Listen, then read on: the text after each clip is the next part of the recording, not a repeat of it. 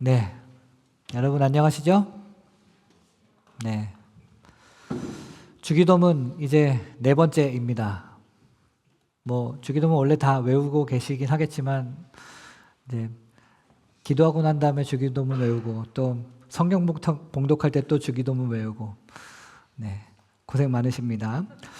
원래는 주기도문을 한 3번 정도에 나눠서 묵상해 보려고 했는데 이제 네 번째이고 아마 다음 주일까지 하면 마무리가 될 예정입니다. 벌써 5주일 동안 우리가 주기도문에 대해서 함께 묵상하고 있는데 그만큼 우리 공동체 예배에 주기도문이 주는 의미가 크다고 할 수 있겠습니다. 주기도문은 하늘에 계신 우리 아버지여 라고 하는 도입부와 그리고 이제 성경에는 괄호가 쳐져 있는 마지막 부분 나라와 권세와 영광이 아버지께 영원히 있사옵나이다 아멘 하는 부분을 제외하면 모두 6가지의 기도 내용이 들어 있습니다. 첫 번째 기도는 이름이 거룩히 여김을 받으시오며, 그리고 두 번째 기도는 나라가 임하시오며, 세 번째 기도는 뜻이 하늘에서 이루어진 것 같이 땅에서도 이루어지이다. 네 번째 기도는 오늘 우리에게 일용할 양식을 주시옵고, 그 5번째는 우리가 우리에게 죄 지은 자를 사하여 준 것 같이 우리 죄를 사하여 주시옵고, 그 6번째 기도는 우리를 시험에 들게 하지 마시옵고 다만 악에서 구하시옵소서입니다. 물론 6번째 시험과 악을 따로 나눠볼 수도 있겠지만 같은 맥락에서 읽는 학자들이 많이 있고 또 따로 읽는 학자들도 내용이 그리 크게 다르지는 않으므로 우리는 6가지로 정리해 보도록 하겠습니다. 우리가 지난 주일까지 1번, 2번, 3번까지의 이야기를 했었고요. 오늘은 4번, 5번, 6번에 대해서 함께 묵상해 보려고 합니다. 이렇게 우리가 주기도문을 이렇게 펼쳐놓고 보면 주기도문의 대략적인 구조가 눈에 보입니다. 1번, 2번, 3번까지가 한 묶음, 그리고 4번, 5번, 6번이 또 다른 한 묶음으로요. 1번의 이름, 그리고 2번의 나라, 그리고 3번의 뜻은 모두 당신의 이름과 나라와 뜻, 그러니까 하나님에 대한 기도입니다. 하나님의 이름이 거룩히 여김을 받으시고 또 하나님의 나라가 오게 하시고 또 하나님의 뜻이 이 땅에서도 이루어지게 하소서, 모두 하나님에 대한 기도입니다. 그런데 4번, 5번, 6번에서는 시선이 좀 바뀝니다. 일용할 양식, 그리고 관계, 그리고 시험과 악 이런 것들은 하나님에게 속한 것이 아니라 우리에게 있는 것입니다. 우리들의 양식이고 또 우리들 안에서의 죄와 또 관계이고 또 우리들이 빠져있는 시험과 악입니다. 이렇게 두 부분으로 나눠 놓으면 주기도문이 크게 두 부분으로 나뉘는 거구나. 앞부분은 하나님에 대한 내용, 그리고 뒷부분은 이 세상에 대한 내용, 이렇게 나뉘는 거구나 하고 생각할 수 있습니다. 그러나 이것이 그렇게 단순하지가 않습니다. 우리가 지난 주일에 우리는 하나님 나라에 대해서 함께 이야기를 나누었습니다. 여러분 정확하게 다 기억하고 계시죠? 이 침묵은 뭐죠? 네. 웃기라도 하셔야 되는데. 네. 하나님 나라에 대해서 이야기 나누면서 여러분 기억하실지 모르겠지만 하나님 나라가 예수님의 사역의 핵심일 뿐만 아니라 또 주기도문의 핵심적인 부분이기도 하다라는 말씀을 드렸었습니다. 이제 번호상으로 따져보면 2번이 제일 핵심이라는 말씀이죠. 이 말은 주기도문에 나오는 이 나라가 하나님의 나라이니까 이게 앞부분 1, 2, 3번 앞부분에만 해당되는 내용이 아니라 앞부분뿐만 아니라 뒷부분에서도 결국에는 하나님의 나라가 오게 해달라는 내용이다라는 말씀입니다.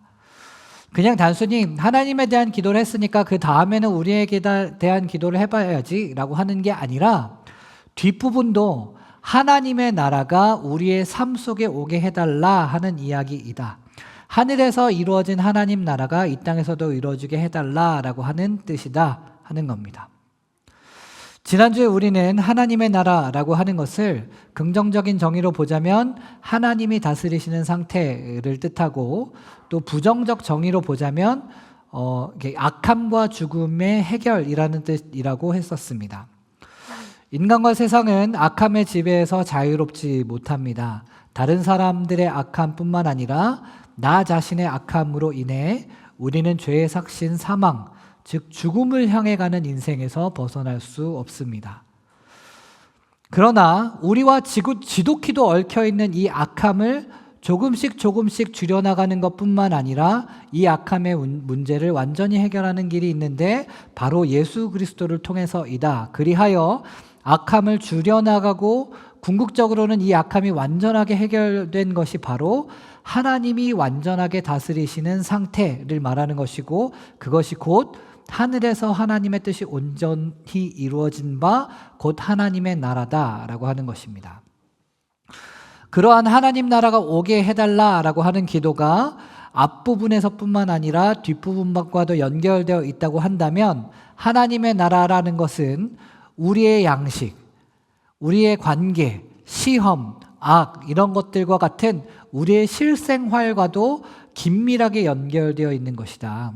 우리의 밥상을 비롯한 구체적인 삶의 자리가 어떻게 되는 것이 하나님 나라가 구현된 모습인가에 대한 기도다라는 뜻입니다.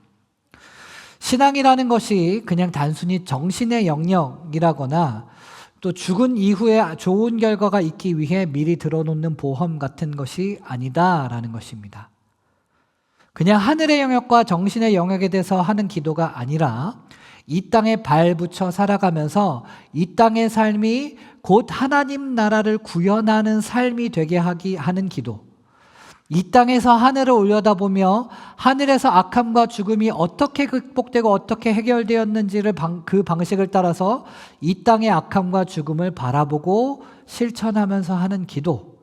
즉 하나님의 나라가 임해야 할 이 땅을 품고 하는 기도. 이것이 바로 주님이 가르쳐 주시는 기도입니다. 이러한 관점에서 우리 네 번째 기도, 오늘 우리에게 일용할 양식을 주시옵고 하는 기도에 대해서 생각해 보겠습니다. 바로 먹을 것에 대한 간구입니다.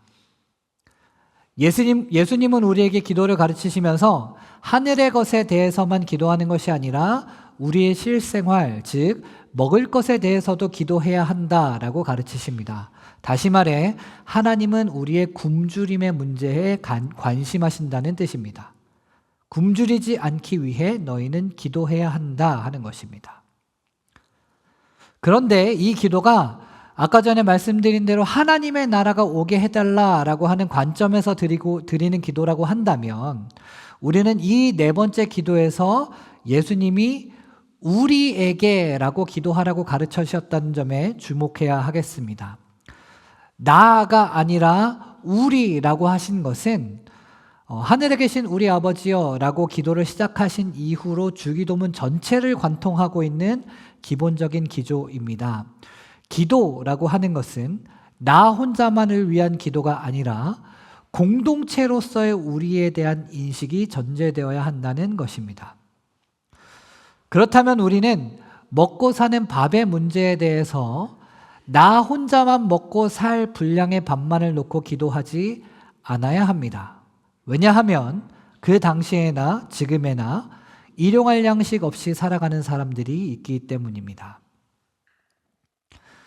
예수님 당시에는 극소수를 제외한 대부분의 사람들이 극빈층이었습니다. 그러한 상황에서 오늘 우리 모두에게 일용할 양식을 주십시오 라고 기도하는 것은 사회 전반에 만연한 절대 빈곤에서 나 혼자만 양식을 가질 수 없다라고 하는 연대의식이었습니다. 그것이 겨우 오늘 하루를 위한 양식이었어도 말입니다. 그래서 오늘 하루를 살아갈 양식을 우리 모두에게 주십시오. 저만이라도 주십시오가 아니라 우리 모두에게 주십시오라고 기도하는 것입니다. 오늘날은 어떻습니까? 사회와 세계의 경제는 대단히 눈부신 발전을 이루었습니다. 경제 규모의 전체 파이는 엄청나게 커졌습니다. 지구상에서 생산되는 식품의 총량은 이 세계의 모든 인구가 충분히 배부르게 먹을 수 있는 양을 넘어선 지 오래되었습니다. 그러나 여전히 지구의 한편에서는 먹을 음식이 없어 아사하는 사람들이 있는 반면에 지구의 또 다른 한편에서는 매일마다 버려지는 음식물 쓰레기를 처리하는 것이 큰 숙제가 되었습니다. 이것은 악함입니다. 해결되고 극복되어야 할 악함입니다. 먹어야만 살 수 있는 이 땅에서 하는 우리의 기도는 일용할 음식이 우리 모두에게 누구에게나 주어질 수 있기를 기도하는 것입니다. 하나님의 나라는 누구에게는 무한한 양식이 주어지지만 또 다른 누구에게는 일용할 양식조차 주어지지 않는 그러한 악함이 해결된 곳이니 그러한 하나님의 나라가 이 땅에 오기를 소망하면서 드리는 이 기도는 지구의 어느 편에 살고 있든 또한 한 사회라고 하더라도 한 사회 안에서 어떠한 계층으로 살아가든 또 이번 주에 있었던 산불이나 미얀마 지진과 같은 그런 자연재해나 여러 다양한 종류의 어려움을 갑작스럽게 겪게 되었더라도 그 누구에게라도 일용할 음식이 주어지기를 기도하고 그러한 기도가 이루어질 수 있기 위한 실질적인 결단과 실천을 행해야 하는 것입니다. 이 네 번째 기도에서 예수님이 일용할 양식을 오늘 달라라고 기도하라고 가르치신 부분도 우리 눈여겨보아야 합니다. 일용할 양식을 오늘 달라라고 하는 말은 하루 먹을 양식을 그날 구했다면 그 다음 날에도 또다시 하루 먹을 양식을 구해야 하고 또 그 다음 날에도 또 하루 먹을 양식을 구해야 한다는 것입니다. 즉 매일매일의 고된 밥벌이를 해야 한다는 뜻입니다. 머리를 굴려보면 하나님의 나라는 무엇이든 부족함이 없고 풍족한 곳일 테니 어쩌면 예수님의 입장으로는 평생 먹을 무한한 양식을 구하라 라고 가르치는 것이 더 어울릴지도 모르겠습니다. 그리고 평생 먹고도 남는 양식 정도가 뒷받침되어야 우리는 그때야 우리가 먹고 살 걱정 없이 하나님에게만 집중해서 살 수 있지 않나 싶습니다. 하나님 나라가 악함과 죽음이 해결된 것이라고 하니까 이 세상의 악함과 죽음을 줄여나가기 위한 이 일에 매진하기 위해서는 적어도 우리 먹고 살 걱정 정도는 하나님이 좀 해결해 주셔야 하는 것 아닌가 싶기도 합니다. 그러나 잘 아시다시피 내가 무한한 양식을 가지는 것은 그냥 나 혼자만의 문제로 끝나는 것이 아닙니다. 내가 더 많이 가지는 만큼 누군가는 덜 가져야만 하는 경우도 있습니다. 물론 전체 파이를 키우면 해결되는 경우도 있을 겁니다. 그러나 이러한 방식으로 필요를 채우기 위한 소비를 넘어서서 우리의 욕망을 달래기 위한 무분별한 소비, 또한 우리의 불안을 잠재우기 위한 무분별한 소비가 증진이 되다 보면 시장 가격 형성에도 큰 영향이 갈 것이고 결과적으로 이러한 무한한 양식을 소유하고자 하는 이 욕망은 결국에는 나만의 문제로 끝나지 않게 되는 것입니다. 나의 밥만을 구하는 기도는 하나님이 듣지 않으십니다. 우리가 지금 먹고 있는 밥이 착취의 결과물이라면 그 밥은 하나님이 축복하신 밥이 아닙니다. 그러한 밥은 우리의 육신에 필요한 화학적 성분을 공급해 줄 수는 있어도 인간다운 생명을 자라게 하는 데에는 후퇴만 가져올 뿐입니다. 우리의 일용할 양식을 매일마다 구하는 것, 이 자체가 하나님 나라의 일입니다. 우리의 먹고 사는 문제를 얼른 해결해 놓고 그 다음에 하나님 나라의 일을 하는 것이 아니라 나만을 위한 무한한 양식이 아닌 우리 모두를 위한 일용할 양식을 구한다는 것 그 자체가 하나님 나라의 일인 것입니다. 다섯 번째 기도는 우리가 우리에게 죄 지은 자를 사하여 준 것 같이 우리 죄를 사하여 주옵시고입니다. 이것은 얼핏 보면 뭔가 죄사함과 관련하여서 협상 내지는 거래가 가능할 것 같은 인상을 줍니다. 왠지 하나님에게 죄사함을 받기 위해서는 일단 우리에게 잘못한 사람을 용서해주고 그걸 볼모로 삼아서 아니 하나님 저는 이 사람을 용서해줬는데 왜 하나님은 저를 안 용서해 주시나요? 라고 다투어 볼 여지를 만들어주는 것 같습니다. 그러나 이 구절의 본래 의미는 우리 죄를 용서해 주소서의 방점이 찍히는 게 아니라 우리가 남의 죄를 용서하게 해 주소서의 방점이 찍히는 겁니다. 그러니까 우리가 남의 죄를 용서해 주는 것만큼만 용서받게 해 주십시오. 우리가 남을 용서하지 않았으면서 하나님께 용서받을 수 있을 것이라고 생각하지 말게 해 주십시오. 그러므로 우리에게 잘못한 사람을 용서하게 해 주십시오라고 하는 기도입니다. 그렇다면 이 5번째 기도는 단순히 죄사함에 대한 기도가 아닙니다. 바로 관계에 대한 기도입니다. 우리가 우리에게 잘못한 사람들에게 대해 갖는 관계에 하나님 나라가 임하게 해 주소서 하는 기도입니다. 관계야말로 어쩌면 사람이 살아가는 데 있어서 밥만큼 중요하지 않나 싶습니다.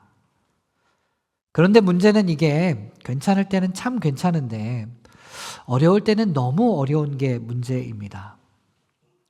그래서 내 죄를 용서해 주십시오라고 하는 기도가 물론 마냥 쉬운 것은 아니지만 그래도 상대적으로 좀 더 수월한 부분이 있는데 남의 죄를 용서하게 해 주십시오. 나로 하여금 남의 죄를 용서하게 해 주십시오라고 하는 기도는 사실 정말 어려울 때가 많이 있습니다. 특히 나에게 잘못한 사람이 나름 꽤 성의 있게 나에게 와서 예쁜 말과 행동으로 용서를 구한다면 뭐 어떤 잘못인지에 따라 좀 다르겠지만 그래도 용서 쪽으로 좀 마음이 기울어지기가 쉽습니다. 대부분의 경우에 그렇지 않나요? 그렇죠. 근데 문제는 보통 그렇지가 않잖아요. 네. 이 사람이 분명히 나한테 잘못했는데 그 사람은 오히려 내가 그 사람한테 잘못한 게 있다라고 하고 있으면 용서고 뭐고 다 뒤집어엎고 싶은 마음이 생깁니다. 이럴 때 남의 죄를 용서하게 해달라라고 하는 기도는 정말로 쉽지가 않습니다. 그러나 오늘 예수님이 가르쳐 주시는 이 기도는 이러한 관계가 단순히 나와 그 사람 사이의 관계에서 끝나지 않는다라고 하는 것을 말씀해 주십니다. 그 관계는 하나님과의 관계에까지 이어집니다. 우리는 우리에게 잘못한 사람과는 별로 풀고 싶지는 않지만 하나님과의 관계는 그것과 별개라고 생각하고 싶습니다. 그러나 별개가 아닐 뿐더러 우리가 하나님께로부터 받는 죄사함이 제한될 만큼 아주 중요한 부분인 겁니다.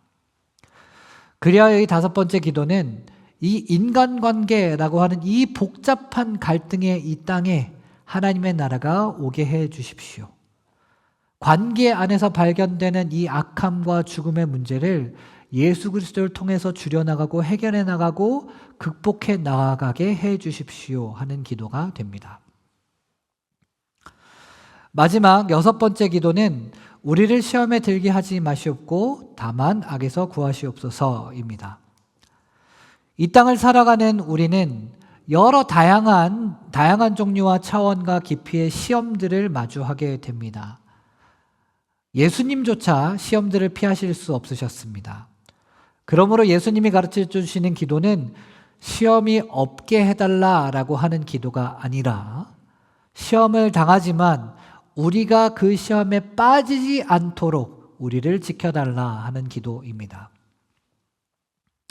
그렇다면 우리가 빠질 수 있는 시험 혹은 유혹이라고도 할 수 있는데 그러한 시험이나 유혹에는 어떤 것이 있을까요? 라고 물어보면 우리는 너무나 자주 너무 피상적인 잣대에 집착하는 경우가 많이 있습니다.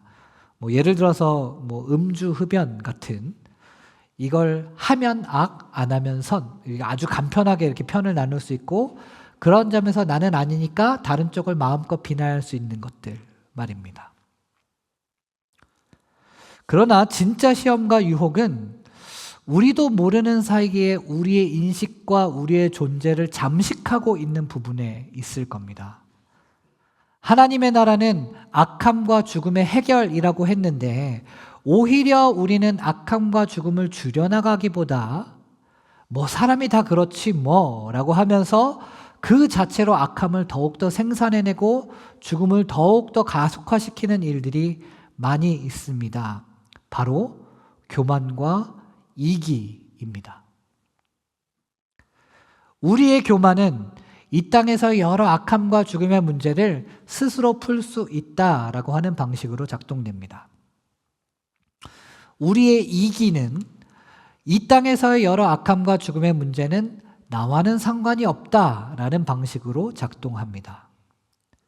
그리고 이러한 교만과 이기는 우리의 영적 감수성을 둔감하게 하고 우리의 연대의식을 불필요한 것으로 인식하게 만듭니다. 사랑은 결핍되고 정의는 자의적으로 해석되며 평화는 날조됩니다. 교만하고 이기적인 우리는 악함과 죽음의 문제를 스스로 해결할 수 있거나 혹은 나와 상관없는 일로 자부하는데 결과적으로 이 세상에는 악함이 더 많이 생겨나고 죽음은 더 많은 사람들에게 드리워집니다.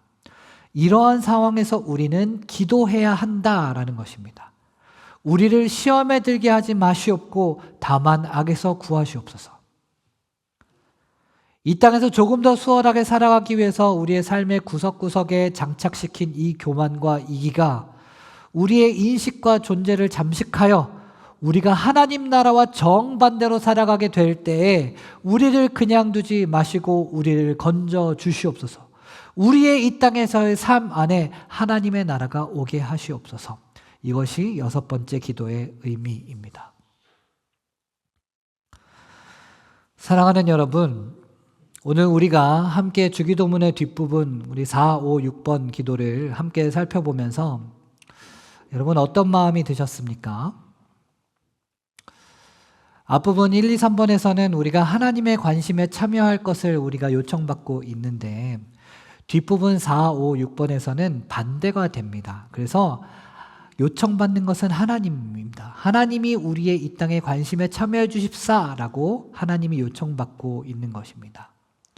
저는 이것이 기도의 형식으로 예수님이 가르쳐주고 계신다는 사실이 너무나도 소중하게 여겨집니다. 이 땅을 살아가는 우리에게는 먹고 사는 일, 그리고 인간관계, 그리고 또한 우리가 수없이 마주하게 되는 시험과 악의 문제가 있습니다. 이러한 일에 대해서 우리가 기도만 한다고 해서 크게 바뀌는 것이 있을까요? 우리는 기도 이외에도 할 수 있고 또 해야 하는 실천이라고 하는 영역이 존재할 겁니다. 그러나 저는 이러한 땅의 일들에 대해서 기도를 통해 하나님께 관심을 가져달라 요청할 수 있다라고 가르쳐 주시는 이 예수님의 따스함이 느껴집니다. 사랑하는 여러분, 기도하면서 살고 계신가요? 우리에게는 여러 기도해야 할 제목들이 있으실 텐데 여러분들은 기도 없이도 괜찮으신가요? 물론 식사기도라던가 삶의 위기의 순간에 짧은 탄식처럼 하나님을 부르는 것도 당연히 기도이겠습니다. 그러나 그것만이 우리가 하는 기도의 전부라면 하나님과의 관계가 이어지기는 쉽지 않습니다. 혹은 어쩌면 우리는 꽤 많은 기도를 하고 있을지도 모르겠습니다. 하나님 없이 하는 기도 말입니다. 월급날마다 갱신되는 금융치료, 그 지인들과의 속 시원한 수다, 또 이렇게 인생 경험을 통해서 이렇게 쌓이게 되는 이 처세술, 이런 것들을 우리의 기도 삼아서 살고 계시지는 않으신지요? 이 땅의 문제들을 이 땅의 문제만으로 놔두면서 또 이 땅의 존재들과 이 땅의 도구들을 우리의 기도의 대상으로 삼으면서 말입니다. 기도하면 소원이 이루어지고 기도 안 하면 안 들어주신다 하는 도깨비 방망이 이야기를 하는 게 아닙니다. 기도한다고 해서 외부 세계가 막 변하고 원하는 것이 다 성취되고 하지 않습니다. 기도란 게 원래 그렇습니다. 내 뜻을 하나님의 뜻으로 만드는 것이 아니어서 그렇습니다. 기도란 하나님의 뜻을 내 뜻으로 받아들이는 작업입니다. 이 땅의 문제들을 쌓아안고 하나님께 나아가서 하나님과 연결시키면서 하나님의 뜻과 다스림이 어디에 있는지 깨닫는 과정이 바로 기도의 자리입니다. 그러므로 우리는 기도의 자리를 통해 우리의 먹고 사는 일, 이 땅에서의 인간관계, 세상의 각종 시험과 악에 대해 하나님의 뜻을 깨닫고 하나님의 나라가 내 삶에 오는 것을 소망의 눈으로 보아야 합니다. 그러한 복된 자리가 우리에게 주어져 있다. 때를 따라 돕는 은혜를 구하기 위하여 담대히 나아갈 수 있는 기도의 자리가 있다. 그러한 점에서 예수님은 제자들과 또한 오늘의 우리들에게 기도를 가르쳐 주시는 것입니다. 우리가 공동체 예배 중에 예수님이 가르쳐 주신 기도를 함께 드리는 것은 바로 이 때문입니다. 내 뜻을 하나님께 드리기 밀기만 하는 것이 아니라 이 땅의 문제에 대한 하나님의 뜻을 이해하고 깨닫기 위함입니다. 잡아먹지 않습니다. 오히려 여러분들을 자유케 하실 겁니다. 나만을 위한 무한한 양식을 구하기를 멈추고 매일에 일용할 양식을 구할 때 주시는 자유함과 풍성함이 있을 겁니다. 이러한 은혜를 깨닫고 이 땅에서의 우리의 삶 가운데 하나님의 나라가 임하기를 기도하고 결단하고 실천하여서 하나님의 나라를 살아가는 저와 여러분들 되시기를 진심으로 축복합니다. 우리 함께 찬양하고 기도하겠습니다.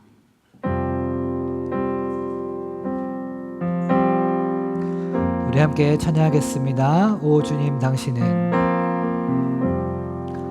오 주님 당신은 내 삶 구석구석까지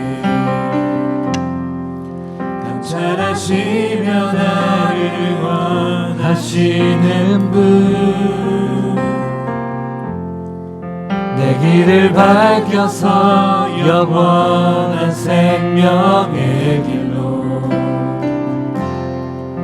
인도하시며 나를 격려하시는 크고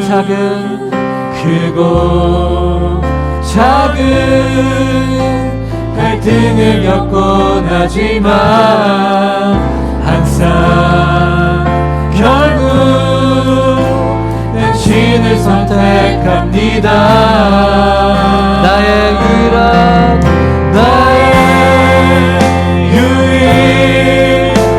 고백의 대상은 오직 아름다운 당신뿐입니다. 나의 유일한 고백의 대상은 오직 아름다운 당신뿐입니다. 나의 예배를 받으소서. 나의 예배를 받으소서. 홀로 영광을 받으소서. 주여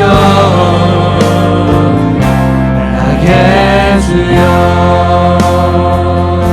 다시 한번 고백합시다. 오 주님 당신은 오 주님 당신은 내 삶 구석구석까지 감찰하시며 나를 원하시는 분 내 길을 밝혀서 영원한 생명의 길로 인도하시며 나를 격려하시는 크고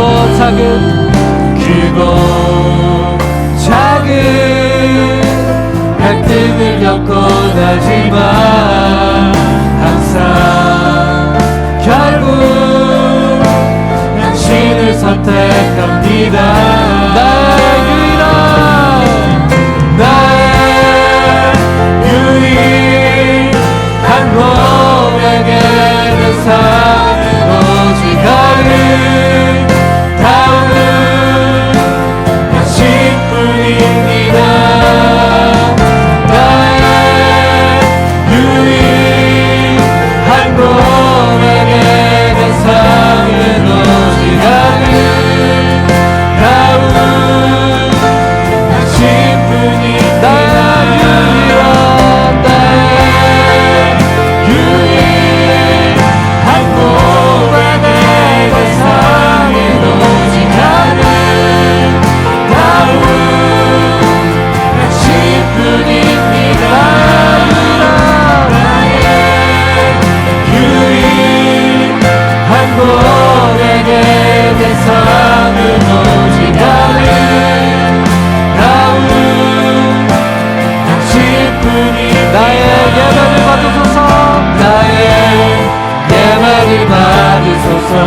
홀로 영광을 받으소서. 주여 나게 부르신 곳에서 예배하네. 사망에도 나는 예배하네. 부르신 곳에서 나는 예배하네. 사망에도 나는 예배하네. 내가 걸어갈게. 내가 걸어갈 때 길이 되고 살아갈 때 삶이 되는 그곳에서 예배하네. 내가 걸어갈 때 길이 되고 살아갈 때 삶이 되는 그곳에서 예배하네. 부르신 곳에서 곳에서 나는 예배하네. 사랑해도 나는 예배하네. 곳에서 나는 예배하네. 어떤 상황에도 나는 예배하네. 곳에서 나는 예배하네. 어떤 상황에도 나는 예배하네. 부르신 곳에서 나는 예배하네. 어떤 상황에도 나는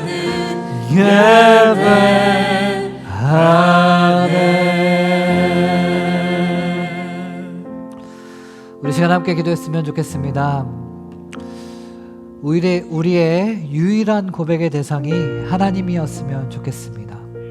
우리의 삶 구석구석에 대한 고백의 대상이 우리의 안정적인 경제력과 또 속 시원한 수다와 또 인생의 처세와 또 교만과 이기가 아니라 하나님을 향하는 것이었으면 좋겠습니다. 우리가 걸어가고 살아가는 자리에서 우리가 드릴 예배는 무엇이겠습니까? 우리의 모든 삶의 자리와 또한 어떤 상황에서도 이 땅의 문제를 이 땅의 문제로만 놔두지 않고 하나님과 관계 짓고 연결 짓고 하나님의 뜻과 다스림을 구하는 것이지 않겠습니까? 우리 함께 우리 자신에게 있는 이 땅의 문제들을 감싸 안고 우리가 하나님께 나아가면서 기도하면 좋겠습니다. 하나님, 우리의 일용할 양식의 문제를 돌보아 주시옵소서. 우리의 관계의 문제를 돌보아 주시옵소서. 우리가 유혹을 받고 시험 들어서 악함을 오히려 더 많이 생산하게 내게 되는 우리의 교만과 이기로부터 우리를 건져 주시옵소서. 혼자 아둥바둥 살지 않게 하시고 기도하며 살아가게 하여 주시옵소서. 우리 시간 함께 기도했으면 좋겠습니다. 함께 기도하겠습니다. 아버지 하나님, 주여, 나는